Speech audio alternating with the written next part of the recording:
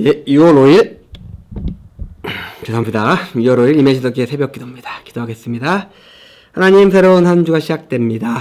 주님께서 이 시간 우리와 함께 하셔서 하나님께 주시는 힘과 능력으로 이번 한 주 또 우리가 우리의 삶을 살아갈 수 있게 주님 우리와 함께 하시고 주님께서 주시는 복과 은혜가 우리의 마음과 우리의 몸과 우리의 삶을 채울 수 있게 주님 역사해 주시옵소서. 감사드립니다. 예수님의 이름으로 기도드렸습니다. 아멘. 빌립보서 2장에서 말씀 보겠습니다. 빌립보서 2장 14절에서 18절까지 말씀입니다. 빌립보서 2장 14절에서 18절까지 말씀입니다. 빌립보서 2장 14절. 모든 일을 원망과 시비가 없이 하라. 이는 너희가 흠이 없고 순전하여 어그러지고 거스른 세대 가운데서 하나님의 흠없는 자녀로 세상에서 그들 가운데 빛들로 나타내며 생명의 말씀을 밝혀 나의 다름질이 헛되지 아니하고 수고도 헛되지 아니하므로 그리스도의 날에 내가 자랑할 것이 있게 하려 함이라. 만일 너의 믿음의 재물과 섬김 위에 내가 나를 전제로 드릴지라도 나는 기뻐하고 너의 무리와 함께 기뻐하리라. 이와 같이 너희도 기뻐하고 나와 함께 기뻐하라. 아멘. 예, 우리가 계속해서 빌립보서의 말씀을 보고 있습니다.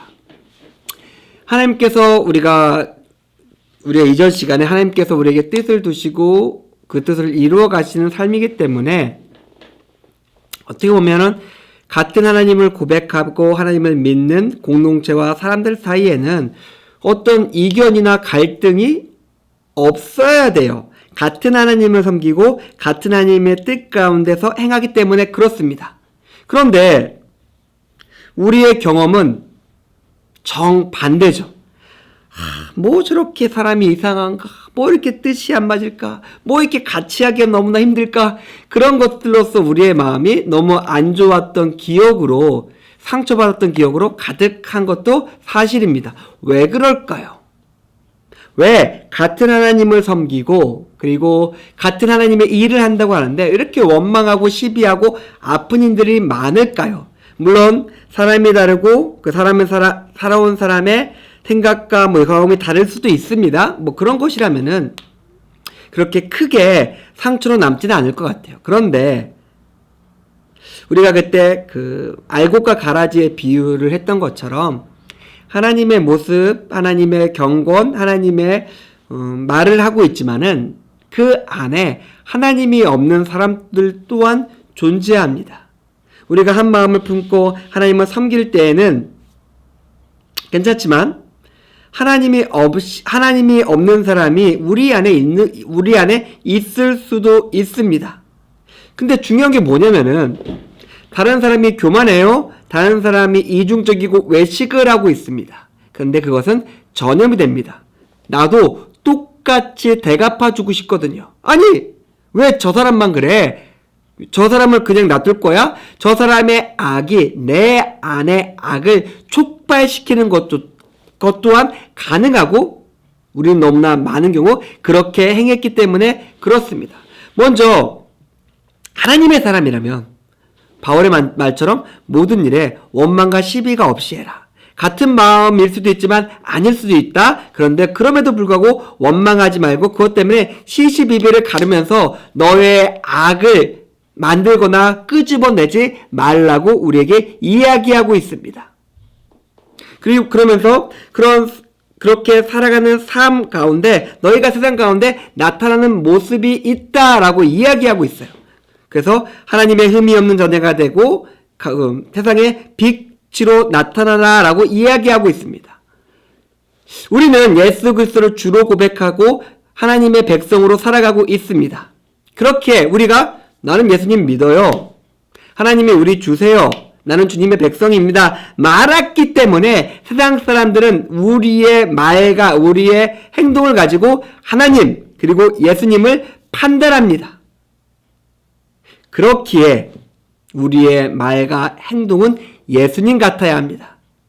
우리는 안 좋죠. 우리는 여전히 죄가 많고 허물도 많고 욕심도 많고 교만하고 나빠요. 그런데 우리의 모습은 하나님 같아야 됩니다. 이 엄청난 이 차이와 괴리를 어떻게 할 수 있을까요? 불가능합니다. 근데 또한 가능합니다. 내 모습이 아니라, 내 마음이 아니라, 내 능력이 아니라 예수님이 주신 마음으로 하나님의 영광과 능력을 가지고 우리가 우리의 마음과 우리의 것으로 살아가는 것이 아니라 하나님께서 부어주신 것으로서, 하나님께서 허락하신 것으로서, 하나님께서 우리 삶에 놓아두신 것으로서 살아갈 때 가능합니다. 나의 것을 비우고 하나님의 것으로 내 삶을 채울 때 우리 삶 속에서 빛으로 나타나는 것, 흠없는 자녀로 살아가는 것이 가능합니다. 이렇게 살아갈 때 바울은 기뻐합니다. 너희들의 이런 모습을 보니 내가 참 기쁘다. 그리고 너희도 나와 함께 이 기쁨에 동참했으면 좋겠다라고 이야기하고 있습니다. 당연히 바울은 이것을 위해 부름받았고 이것을 위해 평생을 살았기 때문에 그렇습니다. 그리고 변화된 성도들 역시 이것이 자기의 삶의 목표가 되었기 때문에 이것을 기뻐하며 그렇게 바울의 기쁨에 동참할 수 있었습니다. 자, 우리는 무엇을 위해 살고 우리는 지금 어떤 것을 행하고 있으며 우리를 기쁘게 만드는 것은 그러면 무엇일까요? 바울은 명확하게 복음을 통해 변화된 성도의 삶, 그 변화된 성도의 삶을 통해서 드러난 하나님의 영광을 보며 기뻐한다고 얘기하고 있습니다. 우리의 기쁨은 무엇일까요? 우리의 기쁨이 바울이 말한 것과 전혀 상관이 없는 것이 될 수도 있습니다. 다음 성도님들, 우리가 생각하고 우리가 바라고 우리가 행동하고 우리를 기쁘게 만드는 것이 복음과 하나님의 영광이 되었으면 좋겠습니다. 오늘 우리 하루의 삶 속에서 나의 것이 아니라 하나님께서 주신 것과 하나님께서 허락하신 것으로서 내 마음과 내 삶을 채우면서 하나님의 영광을 위해 살아가시는 임해신성교회 교우님들의 오늘 하루의 삶이 되기를 주님의 이름으로 축원드립니다. 기도하겠습니다. 하나님, 일주일이 시작됩니다. 우리의 삶 가운데 함께하여 주시고 우리 하나님과 동행하는 우리의 삶을 통해서 하나님 영광받아 주시옵소서. 감사드립니다. 예수님의 이름으로 기도드렸습니다. 아멘. 감사합니다.